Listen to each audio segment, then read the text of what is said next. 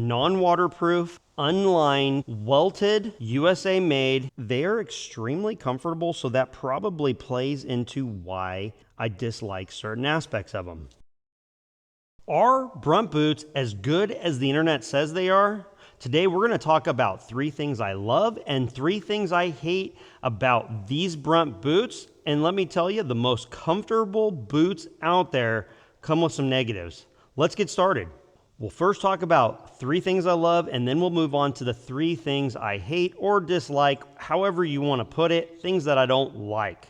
The first thing I love is these boots are the most comfortable work boots that I've ever initially put on my feet. They're so comfortable that their comfort even rivals something like this. That's saying a lot. They had little to no break-in. There was a little bit of a hot spot like right around this vicinity when I had the boot properly tightened. I have a tendency to tighten my laces pretty well because I like the support of the taller boots, right? Now these are just a 6-inch USA Marin.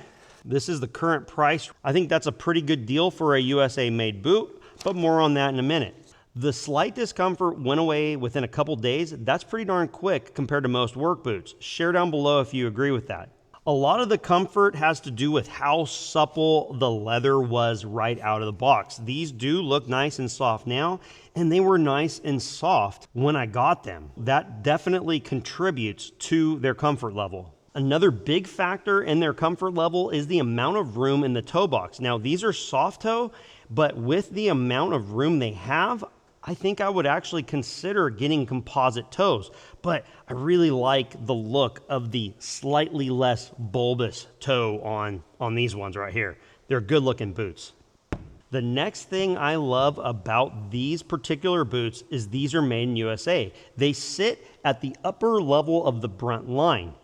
I think it's really neat that they have a low-end bargain import boot, and they also have a higher quality import boot, and then they brought in these USA made boots. I like the fact that they have a boot for every person's budget.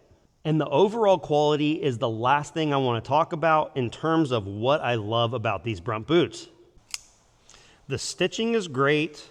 The eyelets are top-notch. I don't know of a better eyelet out there. These right here, they're easy to hook on and they are durable. Wedge soles are known for comfort, and that has a lot to do with this foam, but many of them in my experience in the past wear out super quickly. And the other thing I like is the fact that there's this rubber layer from here to here. So you have foam for comfort and a rubber wear layer.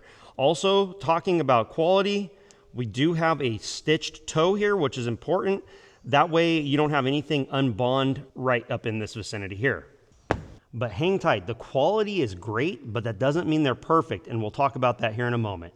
One of the cool things that BRUNT does is the name of the boot also describes kind of the category it's in, right? So this says USA made Marin welted unlined soft-toed boot. So that really lets you know what you're looking at. They have so many different variations of the Marin. What's nice is they don't have like the Marin 1, Marin 2, Marin 3, Marin 4, Marin 5. They have something as simple as that, so it's really easy to find on the website. So you can kind of see the specs, and that is today's current pricing. We're going to go over one of those things right there in just a moment. Actually, 2 of those things. Now that we've covered the 3 things I love, which is the comfort, the quality, and the fact that they're made in USA, let's move on to the 3 things I hate about these boots. Not everything is roses. Number 1 complaint I have about this boot, now keep in mind, I'm discussing this from the perspective of this being a non-waterproof, unlined boot. This boot is very hot on my feet. Now, I do run hot. Everyone that's filmed with me or worked with me knows that I sweat profusely. I don't know what it is. They're hot on my feet. Now, let me give you the backstory about how I received these boots, and it does have to do with how they are hot on my feet. Some months ago, BRUNT reached out to me directly on TikTok, and they said, hey, we'd like to send you some boots. I knew who BRUNT was. They are a marketing behemoth. They spend millions of dollars a year on marketing, and they do a good job getting their name out there.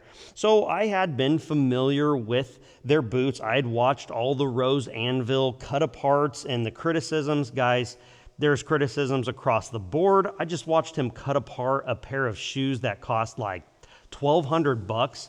And frankly, they were pretty not very good. Let's get back to the boots. They had reached out to me and said, hey, we'd like to send you some. I looked through their catalog briefly and thought, these are not something that I'm interested in. Everything was waterproof. Guys, I don't want waterproof boots for day to day. That was right before these buildings were going up. I normally wear heritage style boots. They're great boots, but standing on concrete isn't their strong suit, at least for me. So I thought, hey, a good wedge sole boot would be a great test. I've got general construction type projects coming. I told them no. I was like, there's none of these things. I was just going to go buy some Thorough Goods or whatever. I find that Thorough Goods are a little bit tight on my feet. Life moved on, and I just thought, nah, whatever. I went on their website some months later. It was after Christmas, and I saw that they had suddenly an unlined, maybe I missed it, I don't know, but they had an unlined, welted, USA-made boot listed on their website. I reached back out to them and said, hey, if you'll send me these, I wouldn't mind trying them. They reassured me, you don't need to make a video on them. We have no requirements. We'd just like to know your thoughts.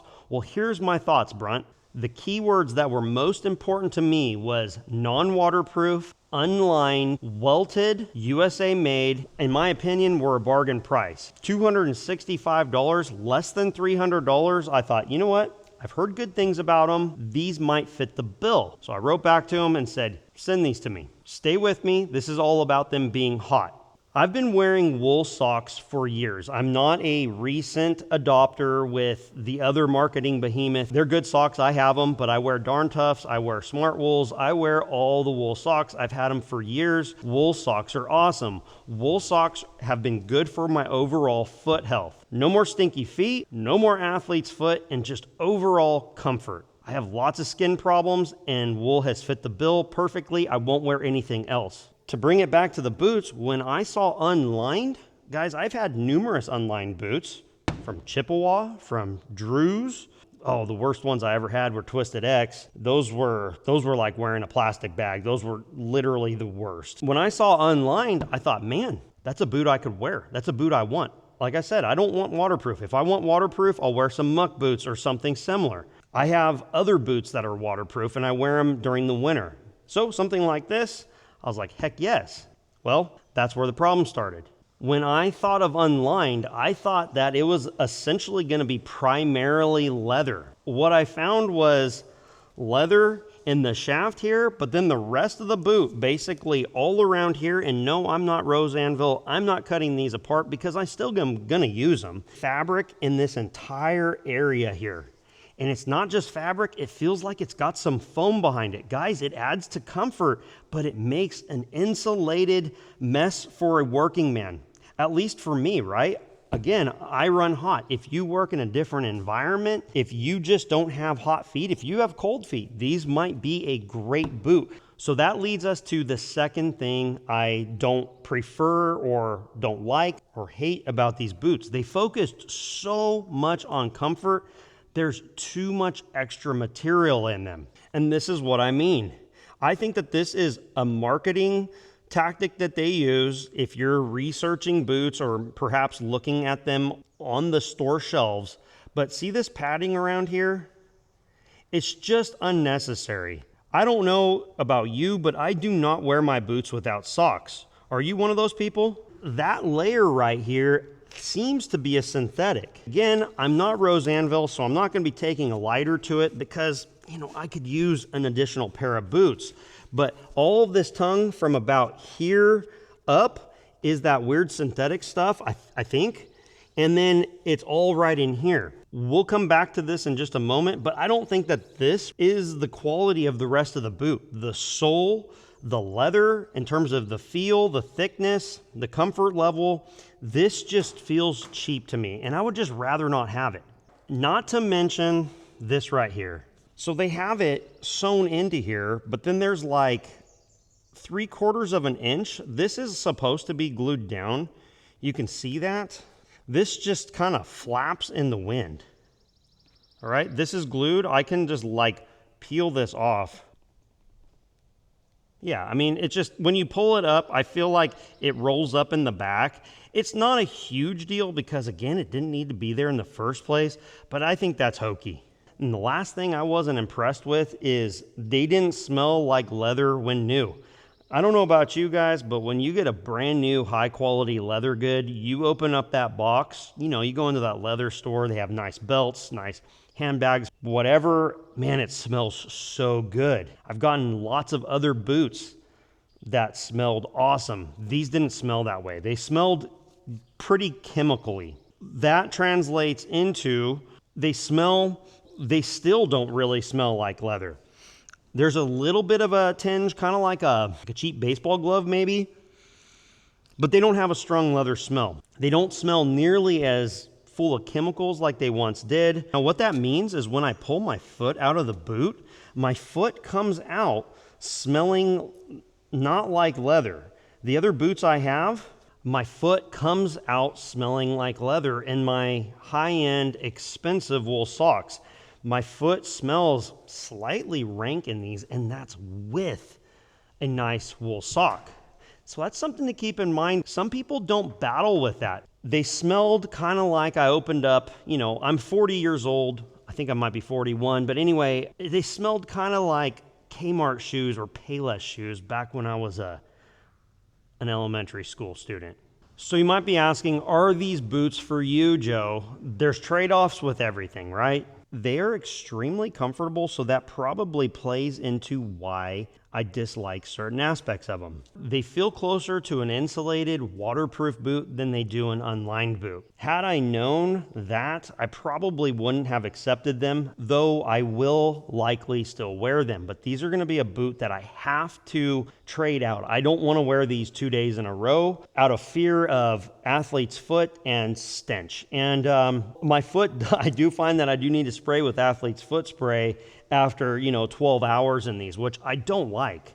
I don't want to use this stuff if I don't have to. I always keep it on hand just in case. Your work environment, whether or not you run hot, how you intend on using them is all going to determine on whether or not they're right for you. As a content creator, I don't know if Brunt is ever going to want to send me another pair of boots, but well, this is the deal. I've got to be honest about my opinion on them. Like I said, I'm going to wear them, but Brunt seems very responsive to the marketplace. I watch them in the comment section. Guys, I can't help but watch them in the comment section. They have tons of creators, tons of sponsored posts out there on all platforms. They're doing a good job getting their name out, and they reply to everything, and they listen to what the consumer says. So no doubt they're going to see this video, and they might find that I might just be 2% of the market. And if I'm 2% of the market, probably they're not going to address it.